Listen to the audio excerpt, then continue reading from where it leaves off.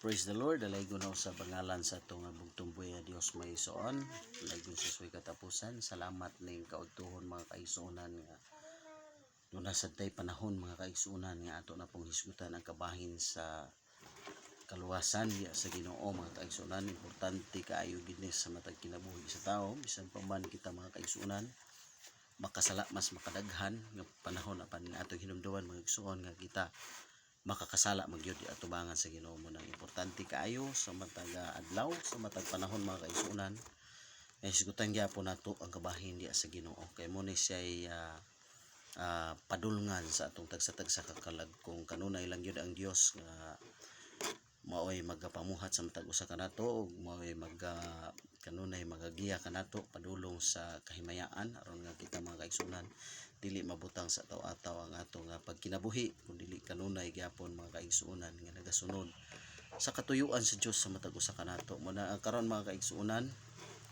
akong hisgutan mga kaigsuonan ang kabahin sa kaluwasan unsay mga angay buhaton sa matag tawo mga igsuon nga aron kita maluwas mga kaigsuonan kay sumala lagi nga kita mga kaigsuonan makakasala man diya sa tubangan sa Ginoo. Okay, importante mga kaigsuonan nga kabalo ko nga ang tanan mituo sa Dios, ang tanan mga kaigsuonan doon nagipag sunod sa Ginoo. Ang uban doon nay mga buluhaton pod nga gihatag sa Dios sa matag usa.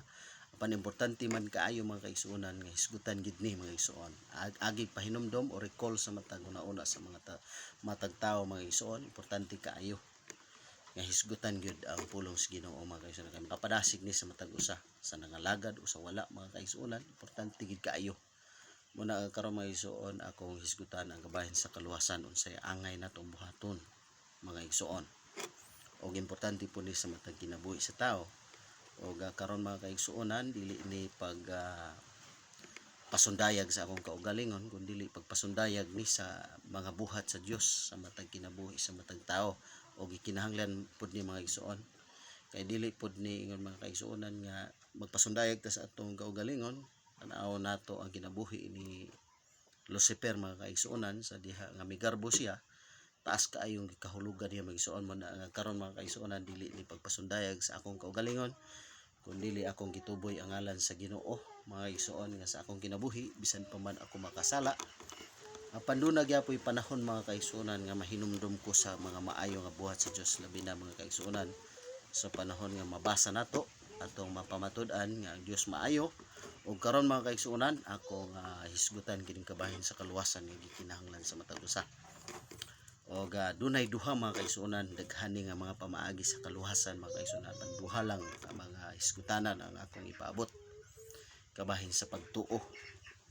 Matod pa sa Marcos 16:16 ang motuo og magpabautismo maluwas apan nagdili motuo mahinukman sa silot. Wala importante kaayo kani nga maong bersikulo ha nga adunay kaluwasan og duna poy dili ta maluwas. Muna nga importante kaayo nga ato nga pilion ato matod pa sa kanta mga kaigsuonan nga pilia siya kay siya mga kaigsuonan mao'y mohatag kanato og kinabuhi walay katapusan. Importante na sa ato kay dili lang dinhira ta permis kalibutan may ison kun dili una gyapon tay padulngan mga igsuon.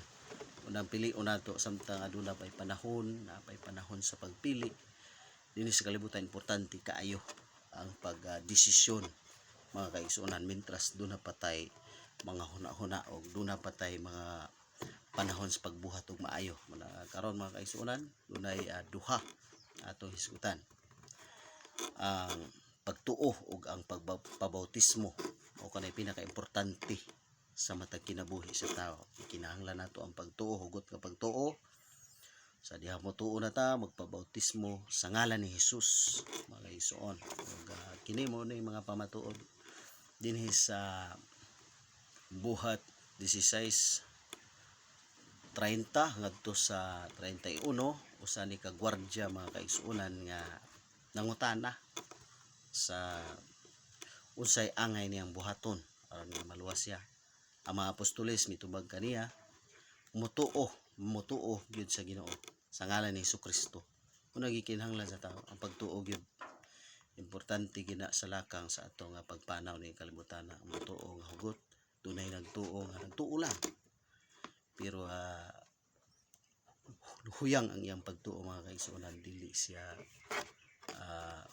hugot nga pagtuo. Madang kinahanglan ang hugot nga pagtuo mga kaigsuon.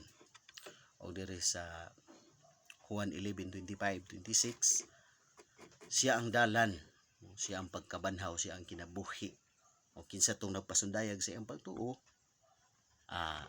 makabaton o kinabuhi walay katapusan. Ingon niya mga kaigsuonan, tumuo lang gyud sa ngalan ni Hesukristo. Mo ra gyud importante kaayo. Tuuhan siya. Og dugang ni ana mga kaigsuonan sa Galacia 2:16, dili lang, dili ingon nga mo sunod ka sa mga kasuguan, mahimo nang matarong diya sa tubangan sa Dios, kun dili mga igsuon, kinahanglan gid nato ang pagtuo. Pinaagi gid sa pagtuo sa ngalan ni Hesukristo. Mao gyud isa kauban sa kaluwasan. Maluwas pud kita maluwas sa pagtuo nato Dios Ginoo. Og labaw sa tanan mga kaigsuonan ang bautismo. Buhat 8:27 kining usa ka kaagi sa usa ka Etiopihanon, opisyal kung ako masayop mga kaigsuonan. Usa siya ka opisyal nga Etiopihanon. Sa diha nga nagbasa siya sa Isayas, iya gibasa-basa ang sulat ni Isayas unya na sabtan niya. Sa diha nga nakasabot siya mga kaigsuonan, wa siya maglangan og niabot pod si Felipe nga mo'y nagbautismo kaniya. Wala siya nagsayang sa oras mga igsuon. Nga dili ta magsayang sa atong oras. Mientras na pay panahon dili nato sayangon. Kaya ang karon ang adlaw sa kaluwasan apan ang ugma mo'y kapakyasan mga igsuon mo nga dili ta angay maglangay-langay, kay ang paglangay-langay mo na kaalautan mga kaigsuonan sa matag usa. Mientras na pay panahon dunay pagtawag sa Ginoo, dunay dikta diya sa Ginoo, ato na yung dawaton mga igsuon.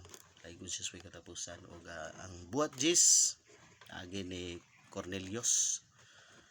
Kanis Cornelius usa ka buutan nga tawo. Ako na ning gisgutan sa una nako nga pagwali mga igsuon, sa kabuutan nga tawo, sa ka leadership sa mga kasundaluhan sa Cesarea. No, sa iyang gibuhat nagpabautismo gyapon siya kang Apostol Pedro. Kay mao nay pinaka-importante gyud sa matag kinabuhi sa tao. Pabautismo, matuo kang Ginoong Hesus. Di man ta perpekto mga igsuon. Ato lang gyud nga dunay Dios nga nagmugna nining langit ug yuta.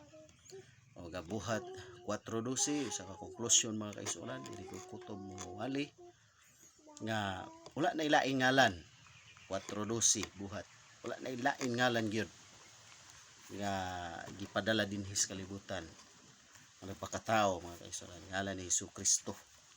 Atong bugtong buhi nga Dios nga manluluwas. Mo nga importante kaayo sa matag usa kanato ang pagtuon sama sa gibuhat ni sa Etiopihanong usa ka opisyal.